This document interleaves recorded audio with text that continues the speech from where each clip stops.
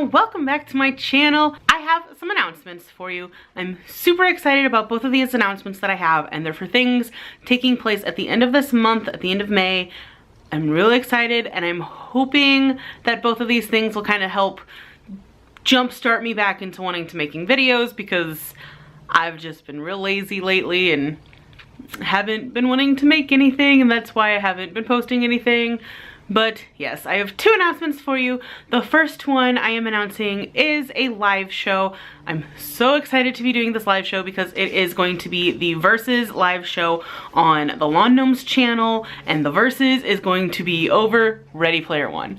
I'm so excited because this is one of my favorite books and one of my favorite movies. I loved the movie, so I'm really excited to be a part of this live show. If you don't know what Steve's Versus live shows are, basically he gets two other booktubers and has them sort of battle it out and kind of have a debate over two different subjects. So it's blank versus blank.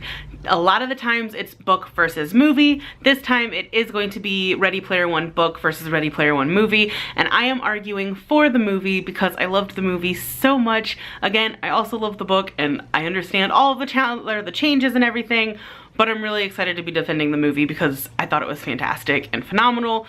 I'm really excited for this live show. So link to Steve's channel will be in the description below. This live show will be on May 26th at 6 p.m. Eastern Standard Time. That's 5 p.m. Central Time. I'm not sure what the other time zones are, but 6 p.m. Eastern Standard Time, and it is going to be me fighting for the movie, Steve moderating it, and Courtney from Cortagonist fighting for the book. So be sure to join us for that live show and follow the both of them on Twitter. Again, links in the description below. It's going to be pretty fun. As of recording this, we just got done talking and kind of hashing things out of like how we want things to go, and I'm really excited about the conversation that we're gonna have. Like, we kind of started getting into it a little bit in the show, but also want to wait for the live show. It's going to be a really good time, and I hope you guys join us. Now, the second announcement that I have is another one that I'm really looking forward to, and that is for the current readathon round 2. Yes, the current-a-thon is back. We're doing it again as we announced at the end of December, the first round, and this time the round is going to be from May 27th at midnight your local time through June 2nd, 11:59, basically midnight, again your local time. So Sunday through Saturday. And it's going to be so much fun. I'm really looking forward to this round of the current-a-thon. We have some really fun challenges, and I have like 15 books on my currently reading list that I keep putting down, and I want to read them, so it's definitely time to hunker down and hopefully finish some of those. So I am going to give you the challenges for those as well, because we just announced the challenges, and I also have one more little fun announcement after I do the challenges for this round that I'm really hoping you guys are excited for. So for current-a-thon round 2, the challenges are: Challenge 1. Finish a book that you put down at some point this year. So sometime within the last few months, since the beginning of January, if you've set a book down and you haven't finished it, finish that book. Finished it? That's a word. If you haven't finished it, pick up that book and finish it. Challenge number 2 is finish your current read. This one's going to be a little tricky for TBRs. I know, at least for me, because I'll probably make my TBR about a week out from the current-a-thon, and it just depends on where I'm at in my actively reading book. Like the book you are actively reading at the moment the current-a-thon starts, finish that book. So say you make your TBR and you are currently reading Leah on the Offbeat that just came out. If you haven't finished it by the time, go ahead and finish that book. Even if it's like 5 pages that you have left, it counts. It counts for the challenge. And really, these challenges are just kind of a base guideline. It's all about having fun and getting your currently reading bookshelf on Goodreads down as low as you can. It would be nice to get it down to 0, at least for me, but that's not gonna happen because, yeah, it's not. But that is basically what this challenge is. It's the book you are actively currently reading. Challenge number 3 is finish a book you put down because it was out of your comfort zone. We all have those books. For example, maybe you mostly read contemporary, you started reading a fantasy and set it down, finish that book. Or maybe you're completely opposite. You read sci-fi fantasy and then you started reading a contemporary, didn't really care for it, set that down. Just basically, if it was out of your comfort zone and that's why you kind of set it aside, pick it up and try to finish it. Challenge number 4 is finish a book within 24 hours. This readathon is a week long, so there's definitely an option to do this.